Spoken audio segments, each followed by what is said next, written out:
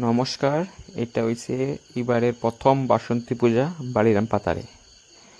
এখানে আসতে গেলে আপনারা প্রথম মালজারি আসতে লাগবে, তারপর মালজারি ব্রিজটা আছে, ব্রিজ পার হয়েই তোমরা পাই যাবে বালিরাম পাতার। এই বালিরাম পাতারের মধ্যে এটা প্রথমবার এখানে বাসন্তী পূজা হওয়ার। আপনার সবাইরে নিমন্ত্রণ, সবাই এখানে আসবেন, দর্শন করবেন। ফার্স্ট টাইম এখানে হইতেছে এটা। আর এখানে একটা জাগ্রত মহাদেব বাড়িও আছে।